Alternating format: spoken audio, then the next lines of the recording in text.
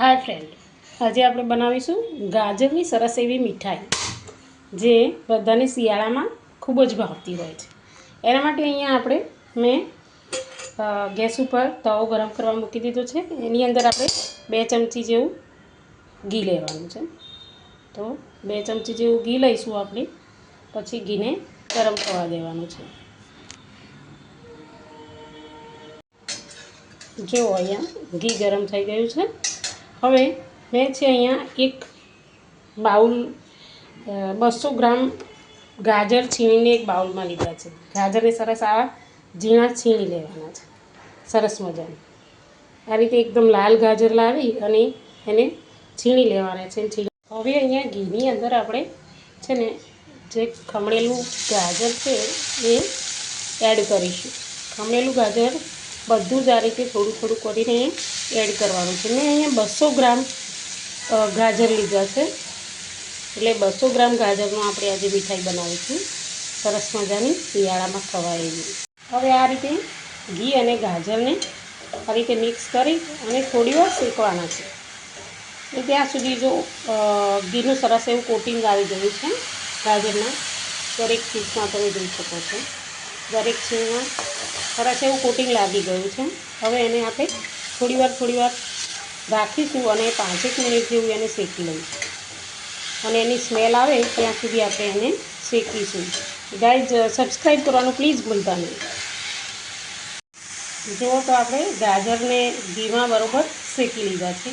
થોડી સ્મેલ આવવા લાગે ત્યાં સુધી શેકવાનું છે। હવે આની અંદર ઘણા બધા શું કરતા હોય છે, બહુ બધું દૂધ નાખી દેતા હોય છે। અહીંયા આપણે એકદમ ઓછું દૂધ નાખવાનું છે અને એ પ્રમાણે ગાજરનો હલવો બનાવવાનો છે। તો અહીંયા દૂધ એડ કરીશ, પણ દૂધ એટલું જ નાખવાનું કે ગાજર ચડી જાય અને બસ દૂધનો થોડો ફ્લેવર આવે, આટલું જ દૂધ નાખવાનું છે અને પછી એને બળવા દેવાનું છે। તો કે મેં અહીંયા ગેસની ફ્લેમ ફૂલ જ રાખી છે, જેથી જલ્દીથી એ એબ્ઝોર્વ કરી દો દૂધ। તમે જોઈ શકો છો કે ગાજરની છીણ સરસ મજાની ચડી ગઈ છે, એમાં હજી થોડું દૂધ બળવાનું બાકી છે। એ પ્રમાણે આપણે દૂધ બળશે એ રીતે હલાવીશું। પ્લીઝ સબસ્ક્રાઈબ કરજો, લાઈક કરજો અને શેર કરજો। જો આ રીતનું ગાજરનું સ્ટ્રક્ચર આવી જાય એટલે એ દૂધ બધું એબ્ઝોર્વ કરી લે ત્યાં સુધી આપણે એને શેકવાનું છે। અને ત્યાર પછી એમાં આપણે 1 વાટકી ખાંડ નાખવાની છે। આટલી ખાંડ 200 ગ્રામ ગાજરની છીણ છે તો 100 ગ્રામ જેવી ખાંડ નાખવાની। જો તમે વધારે ગળ્યું જમતા હોય તો વધારે પણ નાખી શકો છો। એટલે આ રીતે હવે એને ખાંડને પણ આપણે જેવી રીતે દૂધને મિક્સ કર્યું એવી રીતે આપણે ખાંડને મિક્સ કરીશું। અહીંયા સરસ મજાનું હલવાનું સ્ટ્રક્ચર બની ગયું છે। હવે એની અંદર મેં પહેલેથી જ થોડી આટલી ઇલાયચી ખમણીને રાખી હતી તો એ આપણે અંદર એડ કરીશું। તો આ રીતે અંદર એડ કરવાની છે। અને હવે બધા એવું કરતા હોય છે કે દૂધ વધારે નાખતા હોય છે। અહીંયા દૂધ નથી નાખવાનું આપણે। અહીંયા જો કે અહીંયા માવો છે જે મેં ખમણીને રાખેલો છે, મોળો માવો છે। તો આ મોળો માવો છે ને એ જ અંદર એડ કરી દેવાનો છે। તો મોળો માવો એડ કર્યા પછી એને સતત હલાવવાનું છે, સતત હલાવતા રહેવાનું છે આ રીતે। તો તમારો ગાજરનો હલવો સરસ મજાનો બની જશે। જો અહીંયા ગાજરની અંદર માવાની કણી થઈ ગઈ છે એકદમ। અને જો ઓરિજિનલ તમે ગાજરના હલવાનો ટેસ્ટ કરવા માગતા હોય ને તો અંદર મોળો માવો જ નખાય, નહીં કે દૂધ, કે ઘણા છે કે દૂધનો પાવડર પણ યુઝ કરતા હોય છે।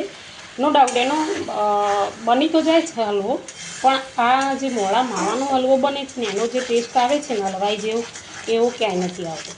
એટલે આ રીતે આપણે કરવાનું છે। હવે જો તમારે કદાચ એવું બને કે ઘી ઓછું પડ્યું છે કે ઓછું વધારે છે તો 1 ચમચી અત્યારે પણ તમે નાખી શકો છો, પણ આ રીતનું સરસ લેયર કરી દેવાનું છે। જુઓ તમે જોઈ શકો છો કે ગાજરનો હલવો કેટલો મજાનો બની ગયો છે। હવે એમાં થોડું ઘી ફૂટવા લાગ્યું છે, તો ઘી ફૂટે ત્યાં સુધી હું હલાવીશ। જો અહીંયા ગાજરનો હલવો સરસ મજાનો તૈયાર થઈ ગયો છે।